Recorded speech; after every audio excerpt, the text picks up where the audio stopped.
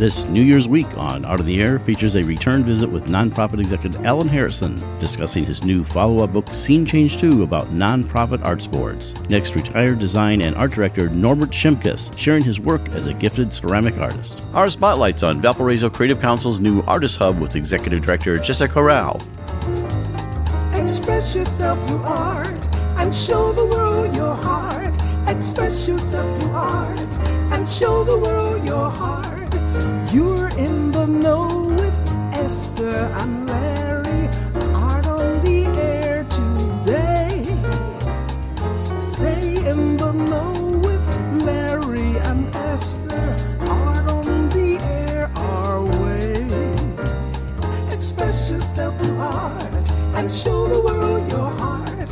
Express yourself through art and show the world your heart. Welcome. You're listening to Art on the Air on Lakeshore Public Media, 89.1 FM, WVLP 103.1 FM, our weekly program covering the arts and arts events throughout Northwest Indiana and beyond. I'm Larry Breckner of New Perspectives Photography, right alongside here with Esther Golden of The Nest in Michigan City. Aloha, everyone. We're your hosts for Art on the Air. Art on the Air is supported by an Indiana Arts Commission Arts Project Grant, South Shore Arts, and the National Endowment for the Arts. Art on the Air is heard every Sunday at 7 p.m. on Lakeshore Public Media, 89.1 FM, also streaming live at lakeshorepublicmedia.org, and is available on Lakeshore Public Media's website as a podcast. Also heard on Friday at 11 a.m. and Monday at 5 p.m. on WVLP 103.1 FM, streaming live at wvlp.org. Our Spotlight interviews are also heard Wednesdays on Lakeshore Public Media. Information about Art on the Air is available at our website, breck.com/AOTA. That includes a complete show archive, Spotlight interviews, plus our show is available on multiple podcast platforms, including NPR One. Please like us on Facebook, Art on the Air, WVLP, for information about upcoming shows and interviews. We'd like to welcome to Art in the Air Spotlight. She's been with us several times before, and she actually wears many hats in the arts department, but she's going to be speaking to us about the Valpo Creative Council and some exciting things they have going on down in Valparaiso, some events, but also a brand new project that's just come up she's going to share with us. That's Jessica Corral, who's the executive director there at Valpo Creative Council. Welcome back to Art on the Air Spotlight. Aloha, Jessica. Hi, Esther. Hi, Larry. Always a joy for you guys to have me and to talk with you, catch up a bit. Well, tell us about this brand new project that's, in fact, I just read the article where you just got the key to the front door of the building, but tell us all about that. Yeah, well, for those of you that don't know, Valparaiso Creative Council is, the roots of that is really the community demanding that there be a creative district designed and developed within downtown Valpo. So it's been since about 2017 inception, and creatively just kind of morphing each year with what are we defined as, what do we look like, kind of in embryonic stages for the past 5 years. But I want to declare that we're in toddler stage. We're getting our feet underneath us. We're learning to walk. And the building's really going to be that transition period into that next stage. And it's going to allow us to basically have a place where people can come see us. We've been working from the cloud, having events, promoting the arts, having different programming. But this allows us to have, community members come to us and say, hey, who really are you? Let me check out your space, which is really exciting. So yeah, the key handoff was fun, Larry. Well, that's great. And so tell us some of the things that VCC has done so far. I'm aware of it because I was able to exhibit with you guys, but tell us about like the things for artists and for art patrons. Yeah, you were able to exhibit with us and serve as a board member for a nice amount of time, especially during the growth period when we were defining who we are. So yeah, we do have quarterly exhibits that are featured at Roots Cafe in Lower Lincoln. That's going to continue through 2025. So we're going to be doing it's really important for anybody that wants to get information from us to send us an email at info@valpocreates.org. I'm going to be putting together a call out for artists. It's going to outline everything that's coming up in 2025 and what people can get involved in, no matter what type of art, wherever your talent lies. But aside from that, the quarterlies really allow us to just partner up with businesses, bring the art into their spaces, and also do a reception called Art and Innovation on a quarterly basis, where we bring in somebody to educate or somebody to speak about their business and their art form, or panelists. Last time we had leadership from the city, the county, and the state. And so those are just an opportunity for the quarterlies for sure. Great for anybody in the area that's an artist. So, Jessica, you talked about 2017, and I think I might be referring maybe to 2017, maybe a little before, but was that the building? And when I saw the image of your building, was that the building, like, was that at the root of everything? There were like artist events there a long time ago because I remember Jade was there with pieces of Jade, and you could support the artist, and then there was like an event is this sounding familiar at all? No, and you know what? Okay, I think that was BCC related, but if anything was used in that building, there's a lot of I found out and even touched base with Kevin at Poco Muse that there's a lot of history of talented artistry all the way back to the 1890s. And so that whole area or row was actually where all the manufacturers and creators and blacksmiths and all of the just rich history of hand makers, right, was all along that corridor and that avenue right there. So no, this will be our first time ever being in a building. We've never had a location before. So it's a huge first step for us, for sure. So what are those first steps? What's happening right now today? Sure. Yeah. We have 4 different sections inside the building. Each one is kind of designated for different usage. So we have some arts organizations that are going to be housed within the space. They get to use it for their own purposes. And then we also have an artist hub on one side of it that's going to be giving artists access to making their own work inside a space, storing their projects there. Instead of having it be something at home that they do, we can create a kind of artistry hub. And then we'll also have a conference room, an office space for VCC to conduct our service and our board meetings. So right now it's just the bare minimum of taking a space that probably needed updates since the 70s, revamping it, opening it up to the public, and that's phase 1. Phase 2 has a lot more involved, and that'll come later down the line, probably in about a year or so. So you're going to have any gallery space there too? Is that going to be part of what you're going to have there? No, not at all. We're not competing with anybody in the area that's doing that. The Valpo Artists Guild is doing such a great job themselves. And so they're right directly across the street from us. We want to bridge that gap and maybe do some networking and have pop-up events with each other. So no, we're not looking to duplicate that in any kind of way. What we're doing is going to be a new artist thumbprint for downtown Valpo that doesn't exist yet. So the details on that will kind of unfold as we develop this out further. You mentioned having places for people to work. Will you have specific hours, or will they have keys to certain areas where they could work at their, at their own pace? Yeah, great question, Esther. No, that they'll have access to the doors. We'll have key fobs that they'll be able to access certain rooms at certain times, and we'll have a schedule so that everything can kind of rotate out. And since we haven't done this before, just learning as we go. So we're going to start small. So we're going to be doing a call out for artists. We'll probably have 5 as an initial starting point. Anybody that wants to support that, November 22nd is our last official day for this campaign. And anybody who does donate, it gets matched by the IHCDA. And anyone who donates $250 gets their name on our official founders wall, which is a huge perk if you want to be a supporter. Excellent. That's Jessica Corral, Valpo Creative Council's Executive Director, telling us about the new art space. Jessica, thank you so much for coming on Art in the Air Spotlight. Yeah, congratulations. Thank you so much. Art in the Air Spotlight and the complete 1-hour program on Lakeshore Public Media is brought to you by McCauley Real Estate in Valparaiso, Olga Patrician, Senior Broker. And as a reminder, if you'd like to have your event on Art in the Air Spotlight or have a longer feature interview, email us at aota@brech.com. That's aota@brech.com.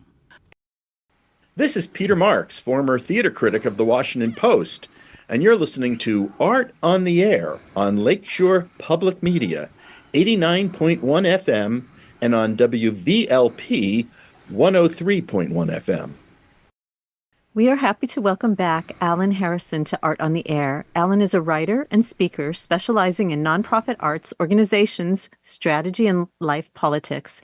His blog posts appear regularly in major publications, including Arts Journal. For 30 years, he has explored the relationships between the arts and community on behalf of nonprofit arts organizations across the United States. Previously, we spoke about his book, Scene Changed: Why Today's Nonprofit Arts Organizations Have to Stop Producing Art and Start Producing Impact. Today we are here to discuss his new book, Scene Change 2, The 5 Real Responsibilities of Nonprofit Arts Boards. Thank you for joining us on Art on the Air. Aloha and welcome, Alan. It's very nice seeing you again. Aloha. And mahalo for having me. Aloha. Well, Alan, we're so great to have you back on and with the release of your new book. And I know Esther and I both enjoyed it. In fact, we talked off air about some of the impacts it has on boards that we have served on. And I see some things, but just briefly, I mean, people can go back to our January 12th or 14th on Lakeshore to hear your previous interview with us. But maybe just recap briefly your biography, which I find very fascinating, some of the things, and then we'll get into the new book. Well, I've worked for 30, again, Esther mentioned it, about 30 years in the nonprofit arts industry in various roles. I marketed, I was a development director. I was an executive director for 15 years. I was managing director at a partnership, a lot of things like that. And never forget, I was on Jeopardy in 2018. Right. And I was a champion, so I won twice. But no, seriously, I've been working with these groups for years. I always thought there was something nagging and wrong. And over the last dozen years or so, what I've really noticed happening, and there are consequences because of it, of turning into arts organizations closing down, is that they're really, most arts organizations, I wish I could say, most arts organizations didn't do this, but actually they do this kind of art for art's sake mission, which really has nothing to do with the community they're serving. They're rushing, as I put it somewhere in the book, into an elitist whirlpool of irrelevance. And that is because, or one of the outcomes of that is that donors are donating to arts organizations so that donors may attend. So if the donor is the beneficiary, that is the textbook definition of elitism. And so that has to stop in order for the nonprofit arts organizations to prove any kind of essential quality to their communities. There are some, happily, wonderful arts organizations that do use the community's needs as their starting point. And they talk to the people within their community and say, what do you need? Never what do you want, just what do you need?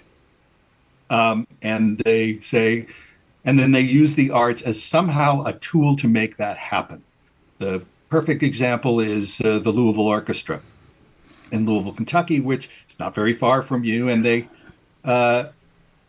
only do 17 performances in their great big scary Whitney Hall. And I say scary because a lot of these buildings are built to look somewhat like prisons.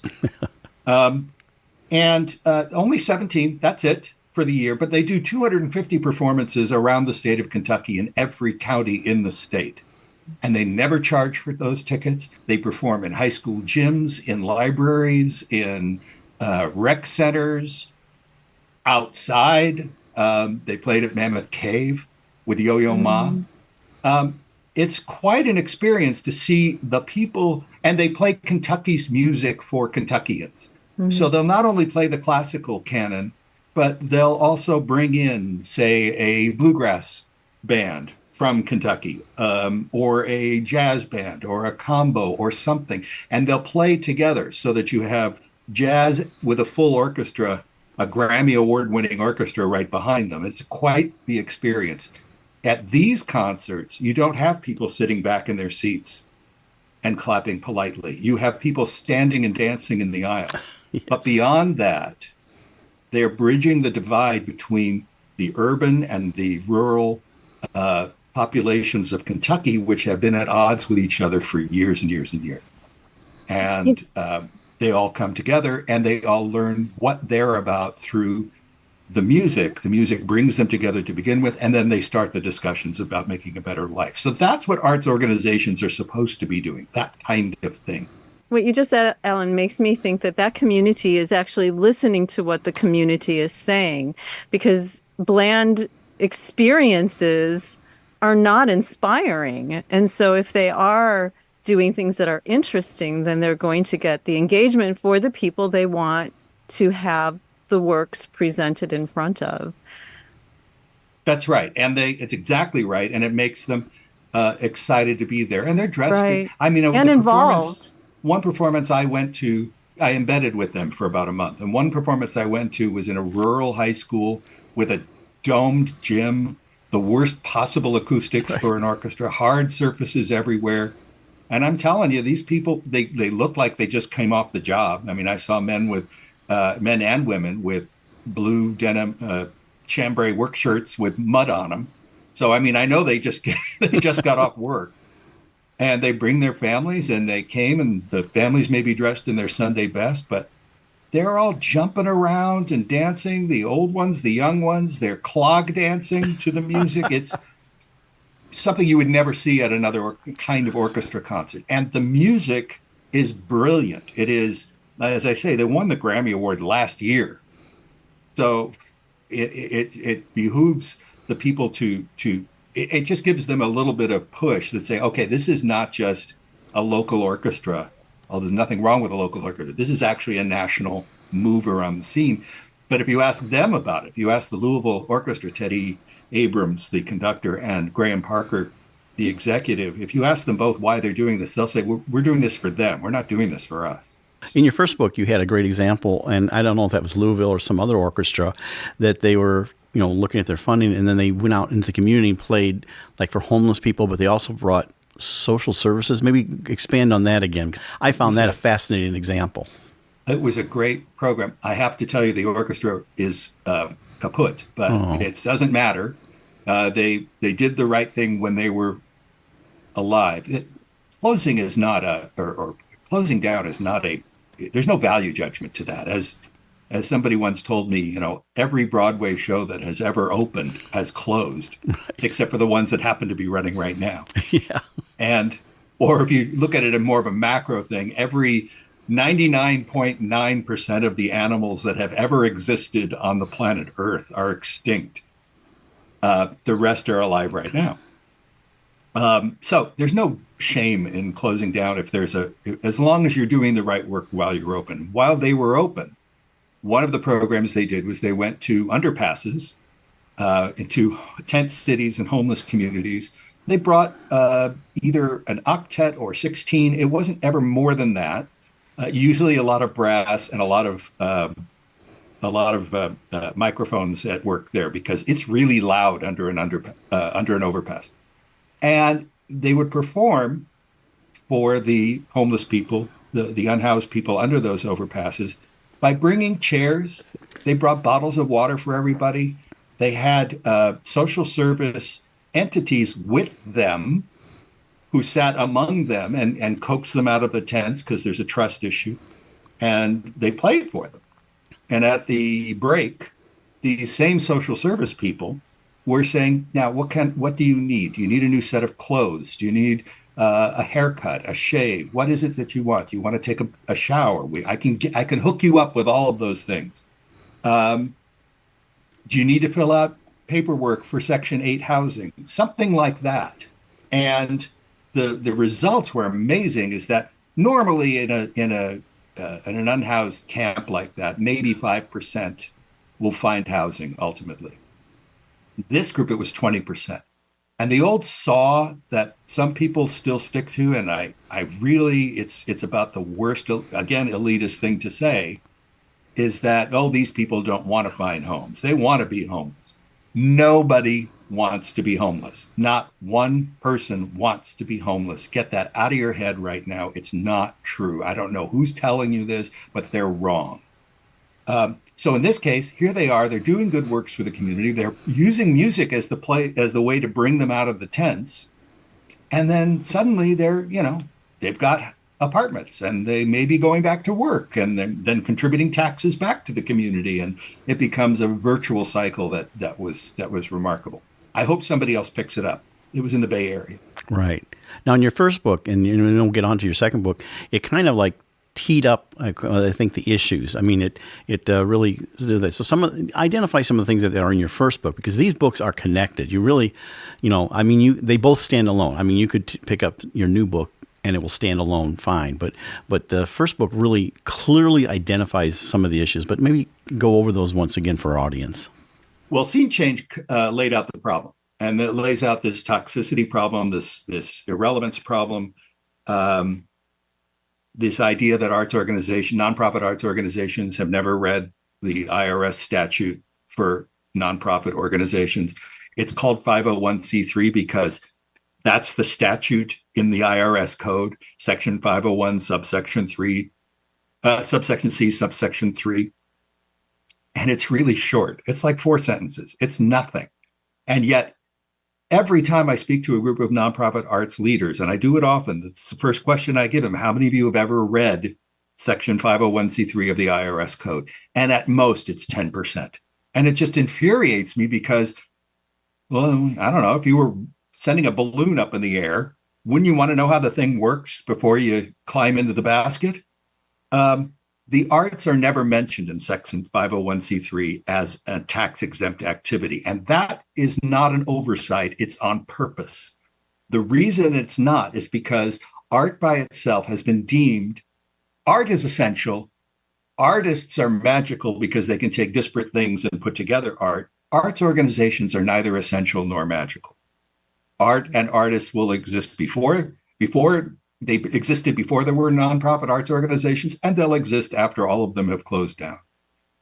The point is that for a nonprofit arts organization to become indispensable, it has a duty.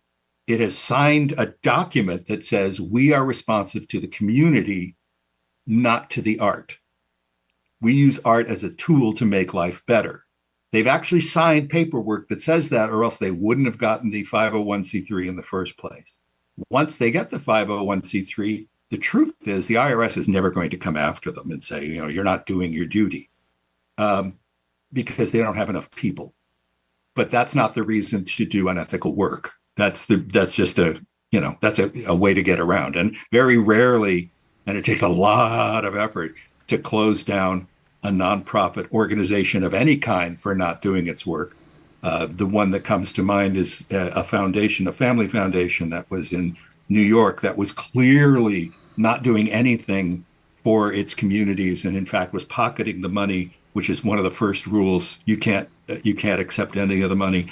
And that was what was the name of that foundation again? It was run by this orange-faced guy who something that, that was it, that foundation. And so they actually closed down. But you know how much money and how many court dates it took for that to happen, even though they were blatantly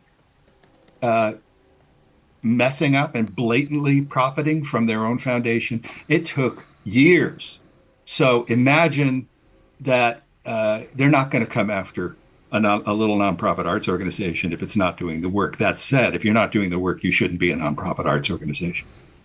Go ahead and be a commercial one, is what I've said in both books. There's no shame in it. In fact, there's no moral high ground to running a nonprofit. There are just different responsibilities attached. And it's easy to start a for-profit arts organization. People do it all the time. And I don't just mean Broadway or something like that.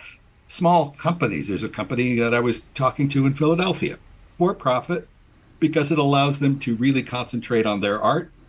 If people want to buy the art, that's great. If they don't, oh well, that's what they're measuring their progress on, not how good people's lives get.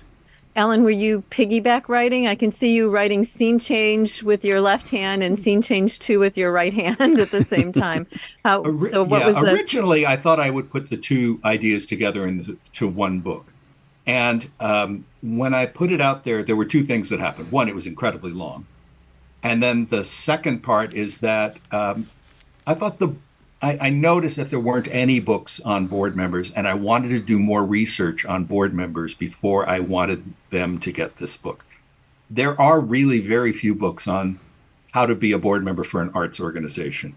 It's me and Michael Kaiser and a little bit of Richard Ingram. Richard Ingram wrote a really good book called 10 Important Responsibilities for Nonprofit Board Members, all kinds of nonprofits.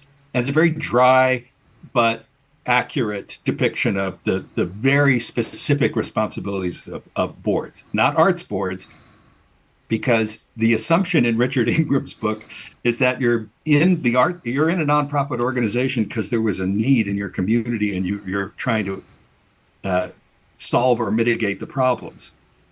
The issue with the arts organizations is that there is no, for the most part, there are no such people who are doing it. There are some who are doing great work. And you know what? As I write about this in Arts Journal every week, the letters I get, the people who think I'm coming down on them for not doing it, they're the ones almost every time who are said, well, why are you complaining about it? I mean, look what I do. My organization helps, feed people in this corner and helps clothe people over here. And we do, we serve as the in-house art, music and dance departments for our schools. And my response is, isn't it always the way that the one who's actually doing the work is the one who's feeling put upon? You're doing great work, keep it up. But for the most part, no, that's not happening. And so it's my intention for board members to buy this book, which has been, I hammerlocked the publisher to make this second book really affordable. It's under $12 a copy. And that's just the list price. There are even places where you can get it cheaper than that if you order a certain amount. But I really wanted people to buy 20 for their board or 10 for their board or 5 for their board. It was never my intention that, for example, in the first book or the second book, that these were textbooks.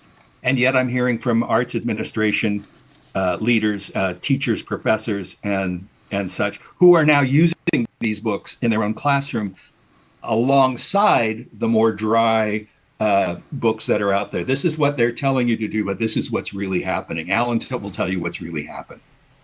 And because they're easy to read and they're kind of fun and funny in times and a little more self-revealing than I probably had intended,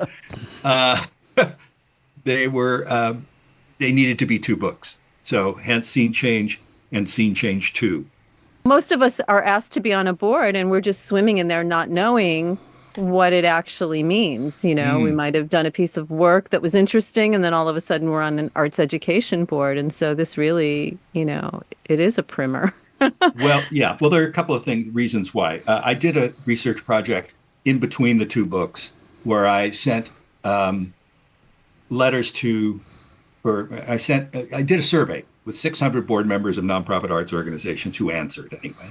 And I asked them, what's your most important responsibility to the organization? What's your board's single most important responsibility to the organization?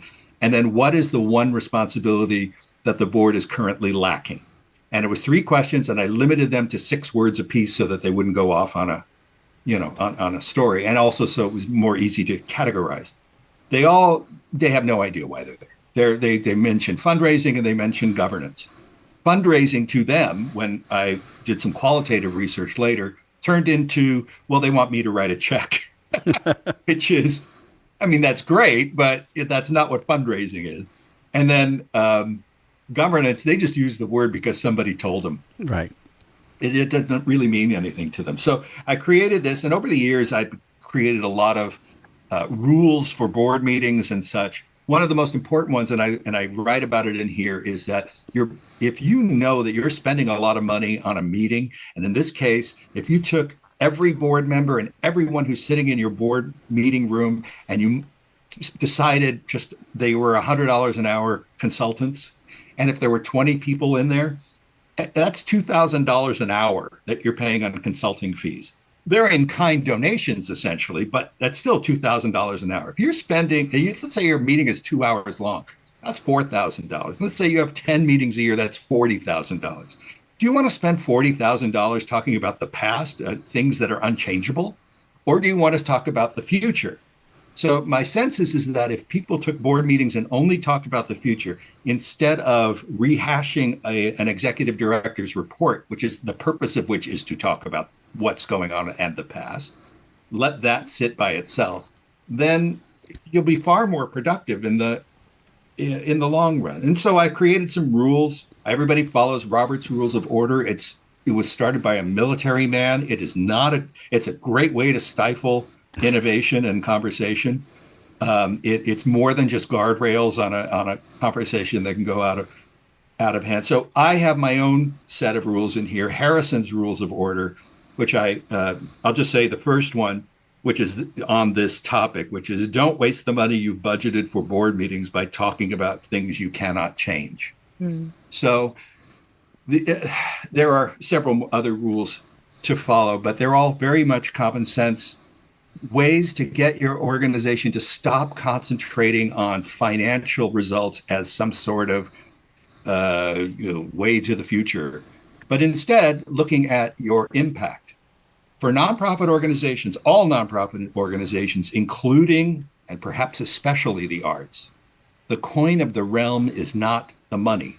Your financial bottom line is fine, but that is incidental.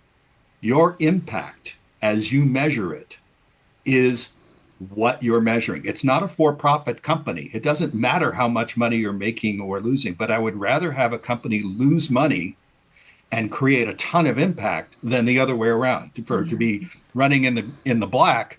And then, we really didn't do anything this year to help anybody.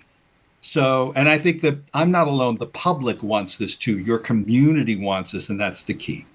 Ask them for, what's wrong, and then make it possible to help solve these and mitigate these issues. Well, in our final minute, we want to let you have the opportunity to tell people when and how your book will be available, Scene Change 2, and also about how they can reach out to you for your blog and information and things like that. Sure. So to contact me, and I hope you will, and people have not been shy about doing so, so do that. My email address, and I know it's silly, but it's Alan, ALAN, at 501c3.guru, which is also 501c3.guru is my own personal website. But you can read my stuff every week on artsjournal.com, which is an incredible aggregate of arts stories from around the world. And they've asked me to be a blogger every week. As far as the books are concerned, Scene Change is available now in every bookstore. Just ask for it, and if they don't have it, they'll order it for you. Scene Change 2 was made available on December 10th in the UK, December 17th in the US, so it's available as well. If you order it right now and get it, get them both. If you haven't gotten the first, you really should get the first and then get the second. And that's not me trying to make money on it. I don't make money off of these books, but it will make much more sense to you if you get Scene Change and then Scene Change 2. And then pick up a whole bunch of Scene Change 2s for your board members because they don't know why they're there. Right. Well, Alan, I appreciate that. Both books are really spoke to me. Being a board chair on Lakeshore Public Media, which is this station and some other boards, and I know Esther also has served on them. And there's some great advice there, and I agree. Scene Change kind of tease it up. Scene Change 2 actually gives you some tools to work with the board. Alan, thank you so much for coming back on. That's Alan Harrison on the 2 Scene Change books. Thank you very much. Yeah, thank you. Hi everyone, this is recording artist David Arkenstone, and you're listening to Art on the Air on Lakeshore Public Media 89.1 FM and on WVLP 103.1 FM. We are pleased to welcome Norbert Shimkus to Art on the Air. Norbert is an award-winning ceramic artist who has had an extensive career in the creative industry, experienced in design, art direction, fashion, and retail. Recently retired, he is focusing on ceramic sculpture and painting. He is currently teaching ceramic character building at the Krasel Art Center in St. Joseph, Michigan. 2 of his sculptures can be seen at the regional exhibition at the Midwest Museum of American Art, where he received an honorable mention award. He also has 1 sculpture at the community show at the Krasel. Thank you for joining us on Art on the Air. Aloha and welcome, Norbert. It's wonderful, wonderful seeing you again. Oh, well, hello. I'm so happy to be here. Well, and happy to see you again. Thank you. Glad to have you part of the show. And of course, our audience always is interested in the background of our guests. I always like to say your origin story. So tell us about how you got from where you were to where you are now. It's a long, long story, believe me. Yay, we love long, winding stories. I was born on the southwest side of Chicago many years ago and went to Catholic grade school there and Chicago Public High Schools later on, but was always interested in art and encouraged by art. And I think that was early on, I found that was how I got, attention and noticed and, pats on the back. So from a very early age, became my niche. One of my favorite stories what were you is drawing though? What were you drawing? Oh yeah, mainly it was basic stuff, paintings and drawings, nothing sculptural really until much later. One of my favorite stories was in grammar school. It was like art day on a Friday afternoon. And because I was a little, I think, shyer or in the back of the class, when the pastel box was passed around, all I had were the really odd colors, like these purples and grays. And it wasn't like the blues and greens and the primaries that you would think to draw a landscape with. So I did the best I could. And it turned out, quite impressionistic, wonderful. And the one art teacher said, "Oh my God, like this is the one kid who didn't use blue for a sky." And so quite by chance, I got noticed, doing artwork that way. And then, you become, you become the art kid in school, like you're known for that. And you just keep going, winning, the little awards along the way. So, and then in high school, same thing. Quickly got involved with, the drama club and the newspaper and the arts club, and just had a great time doing as much as I could. And, once again, getting noticed and enjoying it, and just enjoyed making art and making people, happy from that aspect.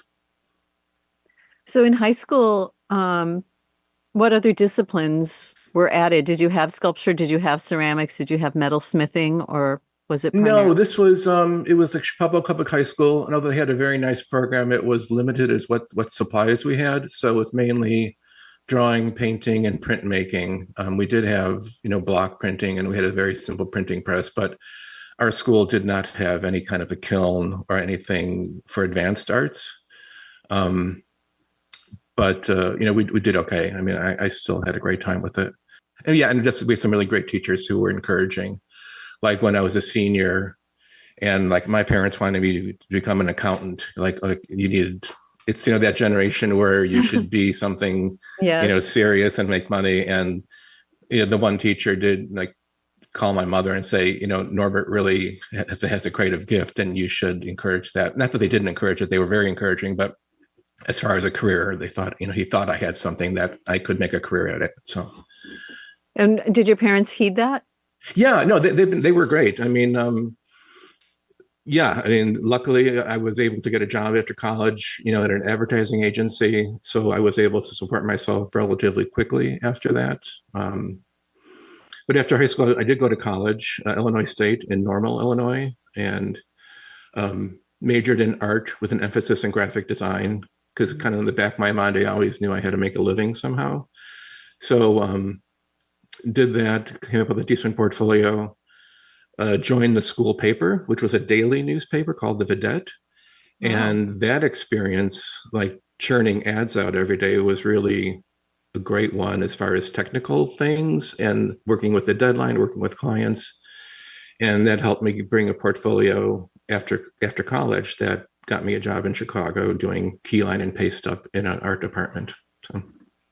So in high school, you mentioned drama. Were you acting? Were you behind the scenes? No, always behind the scenes. One of those like weird stories. In French class, we were asked to make masks for Mardi Gras. So I did a beautiful mask.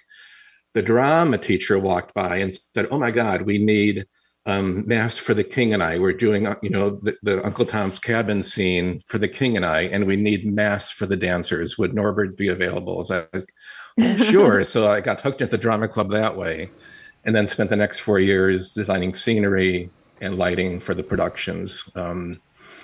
And just, once again, love that, and became like the head of the scenic department by the time I was a senior in high school. Props master. Oh, there you go. Exactly. Love being behind the scenes. Not very good at being in front of on the stage. Yeah, that's my origin in theater too. I started out as lighting designer and eventually got into directing and producing. But yeah, in school I did that and understand that, and then working also at the school level, I had a lot of kids that I encouraged to be scenic designers, stage managers, and all the things, everything besides going. If they want to go into acting and make a career of it, I always have to sit down and talk with them about how tough it is to make a living. Exactly. Yeah, I mean, this the camaraderie of the backstage crew was just so wonderful, and some it's a friends family.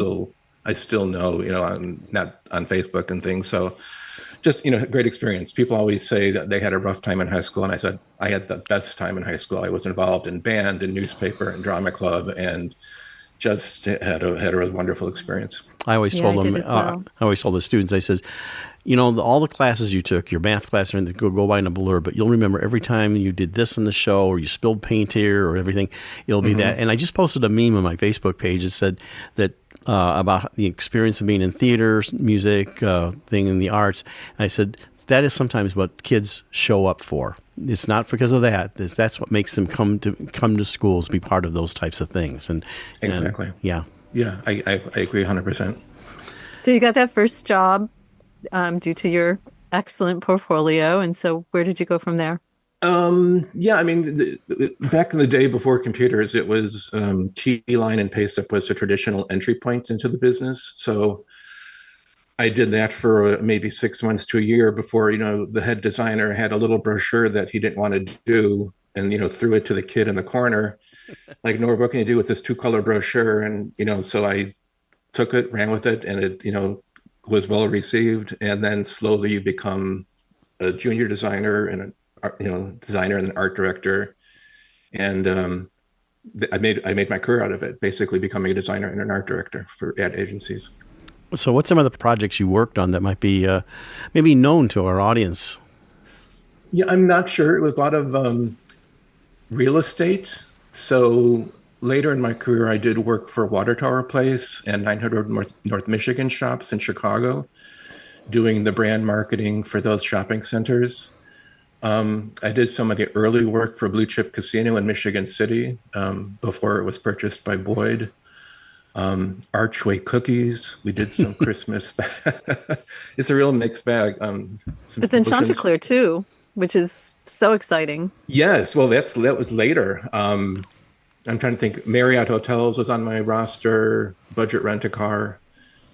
But then the shopping centers we got some clients out of New York, the shops at Columbus Circle, which was really satisfying. They had nice budgets, good photographers that we could use, nice media. It's fun to see your work, plastered across, New York bus stations. And so was this with your own company or was it with this is through an agency? Yeah, okay. All through an agency. And then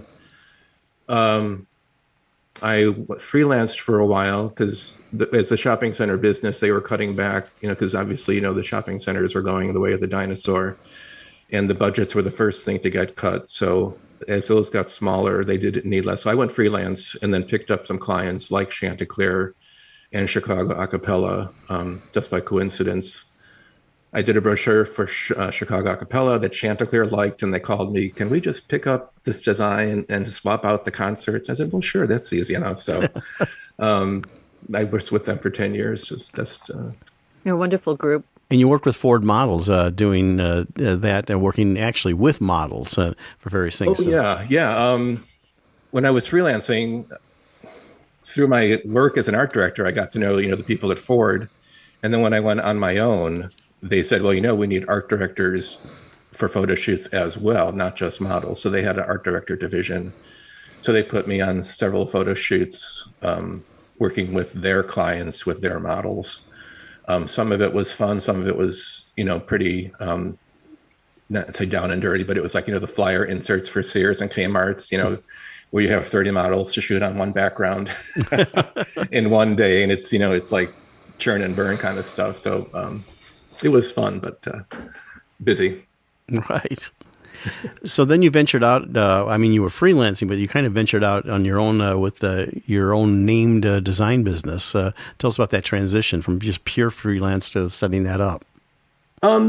Because I was freelancing, I really just started going after certain clients. So it's word of mouth. I didn't really solicit myself to cold calling that much. It was all people who knew me from the business and freelancing through that. And then another side venture was in the 80s, I took a class in decorative painting in New York City for the Day Studio, because as you know, faux finishing was really becoming popular in the late 80s. So I took classes on that and then had my own business doing decorative finishing for about 3 or 4 years of, lots of sponging and glazing and rag finishing, as well as marbleizing and gilding, and All of it.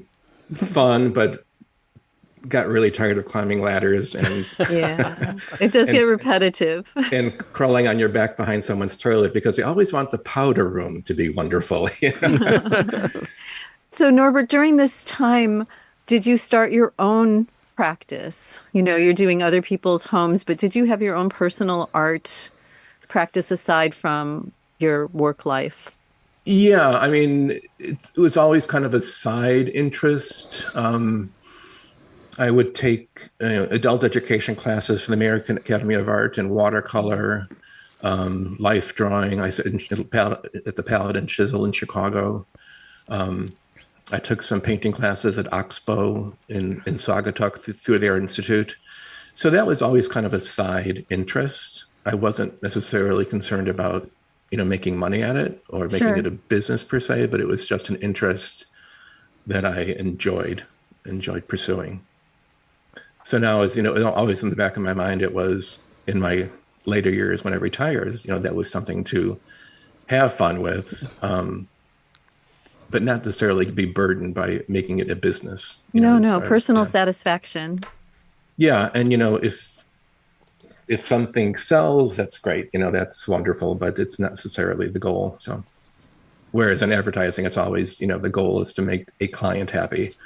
Now I'm only making myself happy. So.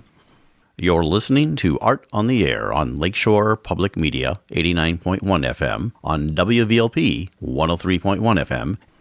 So let's talk about how you made going into, and Esther kind of touched on this, but, you're teaching ceramics, but also really doing that with ceramic sculpture and your everything. So talks about that, your actual art practice that you are doing as current.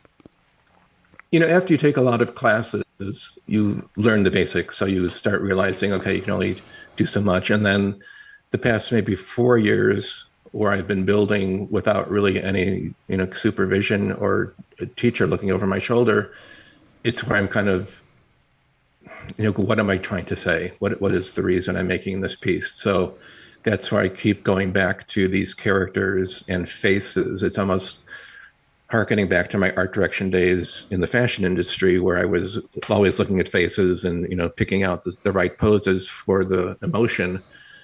I feel like I'm turning that into my characters that I'm building in clay. So I'm really building a personality and a feeling with my creations. And so really, did you take those first clay classes at the Krazel, or where did clay come into your life? Because we've been talking about clay bounced in and out. I took some early classes at Lil Street in Chicago back in the 80s when it was still on Lil Street. Yes, when it was still on Lil Street. And there was a wonderful sculptor named Anna Varela, and she had a very fine studio practice, but super realistic and structured, and taking body measurements. I took maybe about a year and a half there, and then got distracted and did something else. I tend to change practices every so often, but then got back into Lil Street maybe 8 years ago. I was just having the urge to get my hands dirty again, and went to a bar, and the bartender was also a sculptor and a ceramicist, said, "You should go to Lil Street. There's a great teacher there, and she's wonderful. Robin Power. She's a truly amazing artist." So I signed up for her class and got back into hand building and fine-tuning the techniques that I kind of already knew, but once again, reinforced again. So spent about 6 years there, taking different classes, dabbling in the wheel, but not necessarily finding enjoyment in the wheel. It makes me too nervous. But going back to character building. And then when I moved up to Bridgman full-time with my husband, discovered the Krasil Art Center about 3 years ago. And they have a thing called the Clay Guild, where you just pay a quarterly fee and you have access to their studios and kilns and glazes. So it's perfect for the artist who doesn't have a home setup, especially a kiln. So actually I can build things at home here and then take them to Crassel for firing and finishing. So it's and because they wanted to expand upon their hand building and figurative, focus, they do a lot of, wheel throwing. They asked me just this past summer if I would consider teaching a class, because they see my pieces coming and going, and very well received. So they said, would you like to teach something this fall? So I've just started doing that this past September. Are you enjoying it? Yeah. I find myself worrying about the students' pieces as much as mine, because it's a smaller class. It's only 8 students, but like, I hope Becky put her glazed properly, or did she do that? I didn't notice it. So I'm relaxing a little bit more now and not not taking their work home with me. But so far so good, and was extended for 4 weeks, and then I'm going to be doing another one in January, I believe. So yeah, it's been very satisfying, and then I also get to do my work as well. So it's a very nice group of people over there. I can't say enough about them. Yeah, it's a wonderful. Crasel's wonderful. Yeah, and there's a community show right now. I've got one piece in the community show that just opened up this past weekend and is on display through January 14th of 25, I believe. So that's and not specifically, show. It's not specifically ceramics, is it? Oh gosh, medium? No, it's open to all artists in the region. So it's a mixed bag of ceramics, paintings, drawing, sculpture. So, but it's very diverse and very interesting. I just walked through it yesterday. So. Now, you were talking about possibly exploring other things. It's something we always ask our artists on the show. Is there something outside of what you're doing right now that you'd like to explore that you haven't? Maybe move into some sort of painting or something completely different? Well, as far as ceramics, I would like to do a nice grouping of a theme.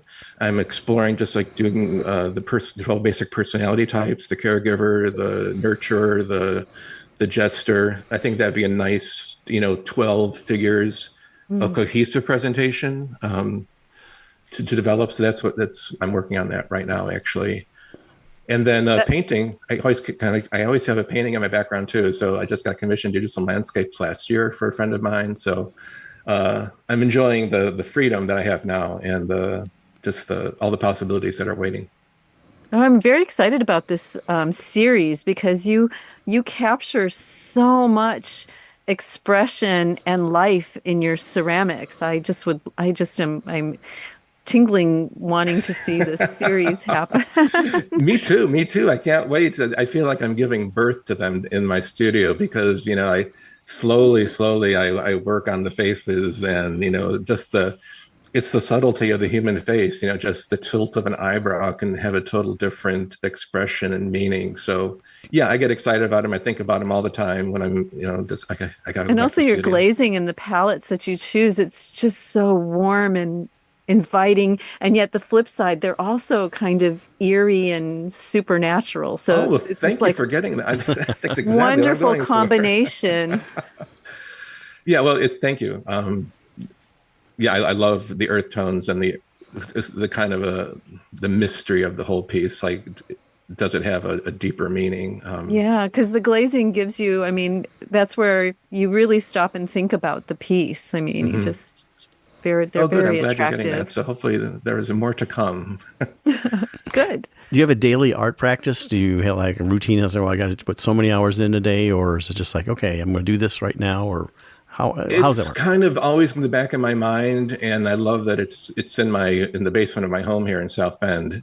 So I can go down there and at least putter a little bit or take the plastic off and think about it and spray it down with water and then maybe spend an hour on it and then cover it up again. So yeah, I try to work maybe 3 or 4 hours, 3 or 4 days a week. I tend to get distracted after 4 hours and something else is happening and there's laundry or there's, cute kitties, kitties to deal with, of course. And we just moved into the house. So there's still walls to paint and shelves to build and things to organize. And so, lots to do, but yeah, I try to, work on my art at least 3 or 4 days a week. Well, we have a couple minutes left. We want to give you a chance. Do you have any exhibits coming up? I know you're currently at the Midwest Museum. I don't know how much longer you're going to be there, but any exhibits that are coming up down the road here into 2025? Nothing set yet. The Midwest Museum, I think, is through the holiday season of 24, and then the community show is through mid-January 25. And then I'm just, I think February, March is kind of my nose to the grindstone and produce some work during the quiet season here in the Midwest. So after that, no, the schedule's open. I do have some of my work can be seen on my Facebook page is Norbert Shimkus Designs. So I have I'm populating some of that, some of my work there. So and you don't have a website though. You just have the no, Facebook. Not per se. Like it's not. I'm still trying to figure out if I want to do that or not. Yeah, it is a lot of work. I mean, I maintain multiple websites, my photography website, the one for the show. So it can be a lot of work if you're doing it. Yeah, but there are a lot of tools out there that let you do that. Well, we're about ready to wrap up here, and appreciate you coming on the show. That's Norbert Shimkus, extensive career in the creative industry, and now is teaching ceramic art at the Crassel. Thank you so much for coming on Art on the Air and sharing your art journey, and good luck. Oh, my pleasure. It's been really fun to meet you both, and thank you for encouraging me. I feel very excited and blessed to be with you. Thank you. Yeah, it's been a complete pleasure. Thank you so much. We'd like to thank our guest this week on Art on the Air, our weekly program covering the arts and arts events throughout Northwest Indiana and beyond. Art on the Air is heard Sunday at 7 p.m. on Lakeshore Public Media, 89.1 FM, also streaming live at lakeshorepublicmedia.org, and is available on Lakeshore Public Media's website as a podcast. Art on the Air is also heard Friday at 11 a.m. and Monday at 5 p.m. on WVLP 103.1 FM, streaming live at WVLP.org. If you have a smart speaker like Amazon Alexa, Google Assistant, or Apple Siri, just tell it to play Art on the Air to hear the latest episode. Our Spotlight interviews are heard every Wednesday on Lakeshore Public Media. Thanks to Tom Maloney, Vice President of Radio Operation for Lakeshore Public Media, and Greg Kovach, WVLP's Station Manager. Our theme music is by Billy Foster with a vocal by Renee Foster. Art on the Air is supported by an Indiana Arts Commission Arts Project Grant, South Shore Arts, and the National Endowment for the Arts. We'd like to thank our current underwriters for Lakeshore Public Media, Macaulay Real Estate in Valparaiso, Olga Patrician, Senior Broker. And for WVLP, Walt Breidinger of Paragon Investments. So we may continue to bring you Art in the Air. We rely on you, our listeners and underwriters, for ongoing financial support. If you're looking to support Art on the Air, we have information on our website at breck.com/AOTA, where you can find out how to become a supporter or underwriter of our program in whatever amount you are able. And like I say every week, don't give till it hurts. Give till it feels good. You'll feel so good about supporting Art on the Air. If you're interested in being a guest or send us information about your arts-related event or exhibit, please email us at aota@breck.com. That's aota@breck.com, or contact us through our Facebook page. Your hosts were Larry Breckner and Esther Golden, and we invite you back next week for another episode of Art on the Air. Aloha, everyone. Have a splendid week.